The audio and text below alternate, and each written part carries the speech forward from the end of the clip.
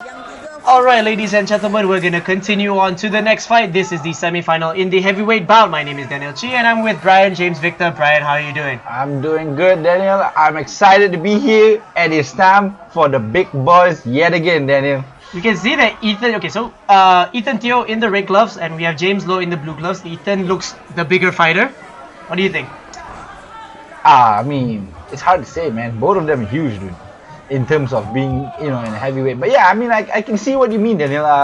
Ethan looks like a more taller person, a more wider person. He's Yeah. about your height, by the way. He's about 180, 181. Oh, that's intimidating, man. And here we go, Ethan Teo in the semi-finals. Immediately, you see Ethan here taking the center of the cage, putting James. Is it James, James Lowe. against the cage here? Did you see that crescent kick? Yeah, dude, exactly. That's what I'm saying, dude. To see heavyweight stroke kicks like that, and I mean, even in Ethan's previous fight, he was throwing all these wild things that you barely imagine and even see heavyweights try. I can tell that you have a lot of fanboyism here for Ethan. You really admire him as a fighter, do you? I admire heavyweights, Daniel. I just love seeing big boys go to rumble, bro.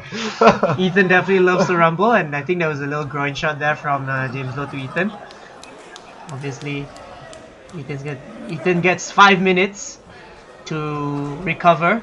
Referee puts both fighters on the neutral part. Definitely a happy time for the audience. Definitely a happy time for Matt Polino here. watching over his boy Ethan here in this fight. People enjoying some drinks, Octagon Asia puts up a good event. So it's always fun to be there at Penang, by the way. Definitely.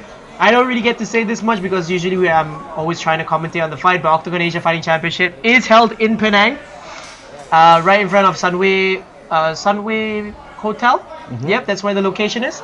So yeah, we'll continue on to the first round. Ethan Teo in the red, we have James Lowe in the blue. James Lowe trying to go aggressive. Looking for a haymaker. You really see that confidence in Ethan here, man. He knows what he's doing. Oh My god. Nice left hand straight to the top of James's head. And Yet again, in the last fight of Ethan's, I spoke about how his left hand connects really well. He utilizes his southpaw positioning really well, and his left hand really connects with his former opponent. And yet you see it again, Daniel, where his left hand is really connecting. His straights are really hitting the top forehead of James. You're telling me like his left hand is as accurate as McGregor's? Well, I wouldn't say that accurate, but I mean, somewhere along that matter, yeah. But yeah, he's really utilizing that straight left hand to his efficiency. So Definitely. he's connecting with both of those good shots. But right now we see a strategy of James Lowe here as like he lets Ethan overcommit, then James Lowe takes it back to him by pressing against his opponent. That's true. James has got to do something a little bit more because you can see Ethan keeps pushing him towards the end of the cage, controlling the fight, and James has to be not a little more, but way more aggressive right here, honestly. Oh my goodness! A nice spinning back fist by Ethan here. Perfectly timed, honestly. Final few seconds of the very first round. And that is it. So how do you think so far? Honestly, man, Ethan took the whole first round, bro, showcasing a good striking match, a good set of combinations. But what about the counter aggression from James Lowe? James Lowe, it was something, but in a semi-final fight against a contender like Ethan here, I think there needs to be more effort, Daniel. What do you think about it? I think the aggression really does something, but short bursts of aggression of what James Lowe is doing is not enough. Like, if you want to go up against someone like Ethan, Ethan's gonna press up against you. If you really want to use aggression as one of your strategies, you better use that aggression as one of your strategies. That's right. Like, you gotta really push the pace. That's right. But something tells me that James may not be that confident with his Striking to say. cardio maybe. But yeah, you saw him. He started that round with a bit of aggression, then he breaks away. He keeps doing that, and Yeah. He keeps running away after he goes in for a punch and he runs away. That is true. Oh, another left hand. It's not gonna work for James, honestly. James actually in the southpaw position. Dude, that counter left hand by Ethan, Oh, it's man. another one. Oh, Sorry, spinning heel kick. Oh man, Ethan's very confident in this fight. hella confident, bro. Really understand his distance very well, so Yep. he picks his punches. Takes his time. Strong Oh, you knees. see James in a terrible position here, man. James has got to do something. How do you fare the the mixed martial art skills shown by Ethan? Now he's mixing it up with those clinches. Honestly, it's good, Bran. It's really good. You don't always see a heavyweight mix up his attacks by throwing knees and throwing kicks and even going into the clinch, honestly. There's some And- big haymakers though from James is connecting right now. Yeah, it is. But, you know, being a heavyweight, throwing haymakers is only going to make you tired, Daniel. And I just feel like in a semi-final, like losing your stamina against an opponent like Ethan, you see those hits by Ethan, man. You gotta keep your stamina up, you gotta keep your guard up, Daniel. You gotta do something more than just throw haymakers. A lot of short combinations coming out from Ethan. I'm sorry, Daniel, but James is all over the place right now. He's gotta keep his composure right. He's taking too much hits. He's being all over the place. His guard is down. I'm sorry, Daniel, but in this fight, Ethan's really taking it. Ethan knows he has it, Daniel. Oh, he just goes for a spinning heel kick again. No, sorry, more like a crescent kick. So he didn't spin all the way. It's more like he just brings his leg up and goes for a nice little heel kick. I'm telling you, man. Ethan knows he has this in the books. Some aggression there from James. I know you're gonna shut me down immediately. I'm trying to give a little bit, of I'm trying. I mean, don't get me wrong. I mean, James, if you're watching this, don't get me wrong, James. I'm trying to give you the benefit of the doubt, James, but Ethan's definitely taking it here, James. Ethan on the aggression. I mean, at this point, Ethan is just clinching up. He's just taking his shots really well. But those punches, though, they're not like full power punches coming out from true. Ethan. That's true. It's just mere like like little rabbit punches. That's true. Maybe that's a method of him trying to contain his stamina. A nice That's a left big hand, punch. right? There's a huge left hand thrown by Ethan right there.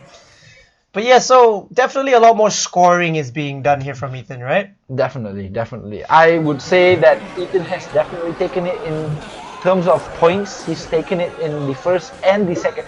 More to the second round because he connected more with the striking in the second round. But let's see what James has to offer in the third round. But I'd like to answer one of these questions that I have in my head.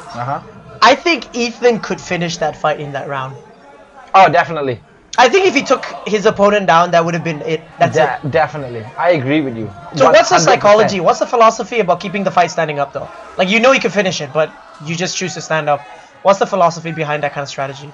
Hey, when you know you have the fight in your books, why not give the fans a show, right? No, that's true. That's true. Right, I like that out of exactly. I like that mindset. So that's definitely a good way to build up your career. People will remember you for that. God damn. The way I look at Ethan, he's having fun, bro. He's just having fun, making the fight continue 3 rounds. But he's honestly just looks like he's having a good time.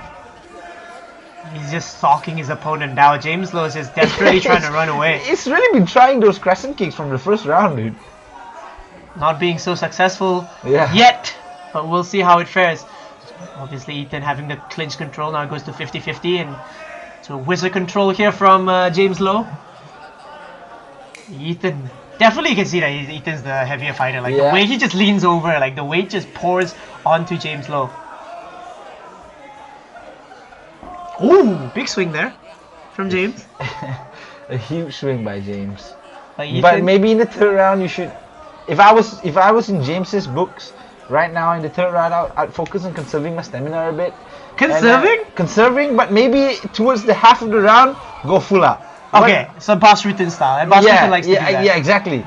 Because I mean, I don't know. I might be wrong, but I feel like James could be a little bit tired right here. Yeah, definitely. I can agree with you on that sense because every time when James throws a punch, if you notice, he looks away. That's right. I mean, he looks like he's really tired, honestly. Ethan. Oh, huge straight to the spinning chin. back fist. Okay, at least I have to give credit to James though for not being knocked out yet. I was just about to say that, Daniel. The man can take a hit, honestly.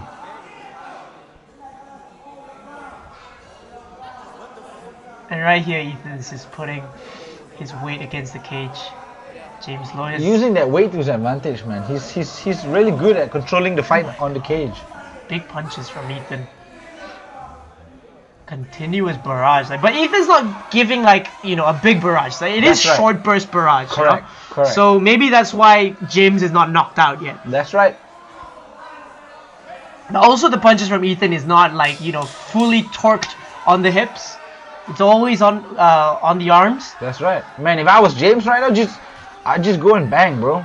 It's the last 10 seconds of the last round. I think that's what Ethan wanted to do. Ethan with a big smile towards the end of that round. Definitely. And there we go. That's the end of this fight. And there we go. Matt Polino with the official announcement, announcing his own boy. A big win. And Ethan continues to the final, facing off against Ben Ice Festus. Now that, Daniel, that is a fight I am hyped to see.